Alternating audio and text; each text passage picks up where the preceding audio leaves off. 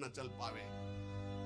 जैसे बाण अमोघ प्रभु का, ऐसे गुरुदेव के शब्द अमोघ, अगर शब्द पे चढ़ जाओ तो लक्ष्य पे पहुंचा दे।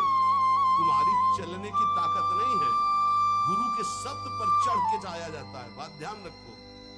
जैसे हनुमान जी महाराज जब अवधपुरी से ऊपर से जा रहे थे द्रोणागिरी लिए, तो भरत जी महाराज तो राम वियोग में व्याकुल थे।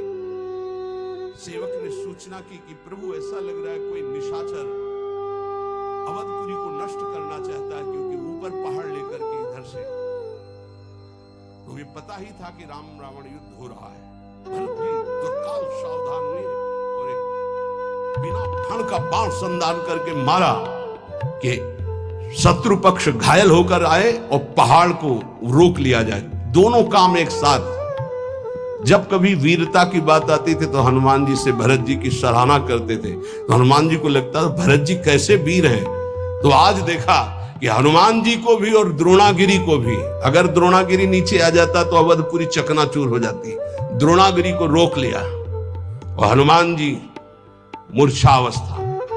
जब राम राम राम तो उनको लगा तो बड़ा अनर्थ हो गया, भगवान के दास का अपराध बन गया। अगर मैं मन वचन कर्म से भगवान राम का दास हूं तो इनको शुद्धि हो जाए, होश आ जाए, पीड़ा नष्ट हो जाए। भरत जी को कितना प्रेम है, जब सिया राम बोलते तो वातावरण भगवत स्वरूप हो जाता। हनुमान जी के नजदीक गए, दुलार कर रहे, राम राम राम राम हनुमान जी से, तो उनका वत्स बहुत बड़ा अपराध हो गया। तो उनका नहीं, आज मेरा सौभाग्य है कि मैं देखने को पाया, जैसा हमारे प्रभु कहते थे कि भरत जैसा बल, तो आज मैंने देखा। पर प्रभु मुझे आदेश कीजिए, इस समय मुझे उपस्थित होना अनिवार्य है। तो बोले तुम्हारे चोट लग गई है, मेरे बाण पर चलो, मैं द्रोणागिरी सहित तुम्हें अभी एक क्षण में रामादल पहुंचाता हूं। तो एक बार तो विचार आया, मोरे बाहर चली किन बाना, मेरा वजन और द्रोणागिरी का, पर उनका नहीं नहीं राम भ्राता है, ऐसा कर सकते हैं। तो उनका प्रभु आपका आशीर्वाद ही काफी है, आप केवल आज्ञा दीजिए। तो जैसे भरत जी कह रहे थे बाण पर अभी मैं आपको और द्रोणागिरी को एक क्षण में पहुंचा देता हूं रामादल, सत्य मानना। गुरु के वचन शब्द जो है वो ऐसे बाण है जिन पे बैठ जाओ तो माया से क्षण में पार कर दे, पर वो देहाभिमानी नहीं स्वीकार कर पाता है। बाधे हो तो कुम्हार को कूकर, खाली हृदय गुरु रीति न मानत, काचे धर्म में इनके सुनो छंद, धर्म में धर्म मरम न जानत। और नाना तरंग करत चिन्ह ही चिन्ह, रोवत रेट न लार संभारत। और प्रेमी जनों के बीच में बैठे तो सोच रहे हैं कुछ और बात, कोई दुख का चैप्टर, और थोड़ा आंसू, थोड़ा दक्षिण प्रेम जनाई कहंत, जो मेरी सी रीत का है नानुसारत। अब प्रेमी जन तो भावुक होते हैं, बड़ी कृपा है आप पे, आप श्री जी के लिए अश्रु प्रवाह किए, श्री जी के लिए आप दक्षिण प्रेम जनाए। पकड़ गए कि प्रेम नहीं है। क्यों? प्रेमी कभी स्वीकार ही नहीं करता अपने साधना को, अपने प्रेम को। दक्षिण प्रेम जलाई कांत, जो मेरी सी रीत का है ना अनुसार। रसिक समझ गए कि ये इसका आंसू प्रियालाल के लिए नहीं थे, ये तो केवल प्रेम प्रदर्शित करने वाला था। अब वो जब उदास हो गए रसिक जन, देखो उदासीनता आई, तो दक्षिण झगड़ रिसाई कहंत, जो मेरी बराबर औरन मारत, और झगड़ने लगे कि मुझे प्रेमी कहो। ऐसे है ये काचे धर्म के सुनो छंद, धर्म में धर्म मरम न जानत। और गुरुजनों से, रसिक जनों से, मेरो सो प्रेम मेरो सो कीर्तन, मेरी सी रीत का है नानुसारत। हम कीर्तन कर देना, ये अहंकारी की भाषा, और मेरो सो गान मेरो सो बजाई वो, ऐसा भी होता है। मेरो सुकृत सबे जो विसारत। एक बार चांस दीजिए, फिर आप देखेंगे। जब चांस दिया ना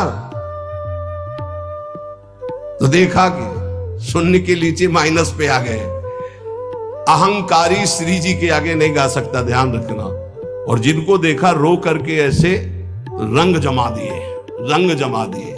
जिनको था कि मैं कुछ नहीं हूं, रो रहा है, श्री जी के चरणों में तो रंग जम गया, और जिनको था कि हाँ कुछ नहीं, बोले मेरो सो प्रेम मेरो सो कीर्त। बात करने से पता चलता है कि साधक रसिक है या अहंकार का रसिक है, श्री जी का रसिक है या अहंकार का रसिक। वैसे प्राय अहंकार का ही होता है। कोई बिरला जो कहे हरिवंश रस बिरलो समझनहार। यहाँ तो ऑपरेशन थिएटर है, यहाँ तो तुम्हें इत्र लगा के नहीं भेजा जाएगा, यहाँ तो ऑपरेशन करके भेजा जाएगा।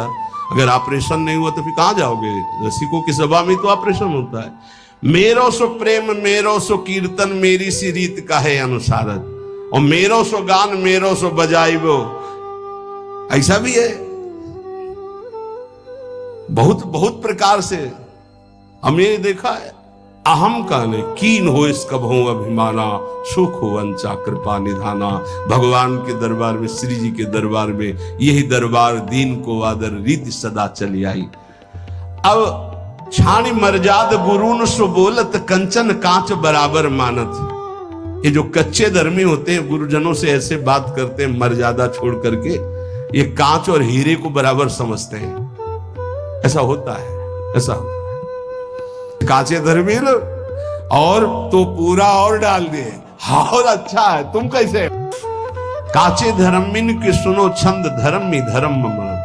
जब गुरुजन हंसकर बात करें तो तुम बहुत गंभीर हो जाओ। आज कृपा की वर्षा हो रही, जवाब देना नहीं उचित है, पान करना उचित। उनकी उस कृपा का पान करो। जब गुरुजनों से कभी बात करने का अवसर हो तो ऐसे बात करना चाहिए, कहीं हमारे मुख से कोई थूक की छींट उनके ऊपर न चले, ऐसे बात करनी चाहिए। बहुत सावधानी से गुरुजनों का सेवन किया जाता है तो गुरुजनों में ही लाडली जो दिखाई देने लगती है।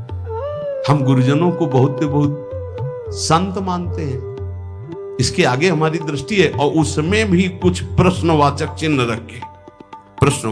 रख के संत मानते हैं।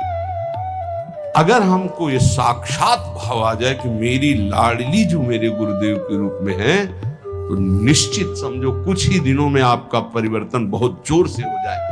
इसलिए कहा गया गुरुर ब्रह्मा गुरुर विष्णु गुरुर्देव महेश्वरा गुरु साक्षात परब्रह्म तस्मै श्री गुरुवे नमः। पर ऐसा केवल बोला जाता है, श्लोक में भाव किसी के बिरले होते कि मेरे परब्रह्म परमात्मा साक्षात गुरुदेव जी, मेरी लाडली गुरुदेव जी। तो बोले देखे जो देखे भले जो भले, तुम आपनो और परायो न जानत। हाँ जो सदारस रीति बखानत, मेरी बराबर ठागन मानत। बोले देखे जो देखे भले जो भले, तुम आपनो और परायो न जानत।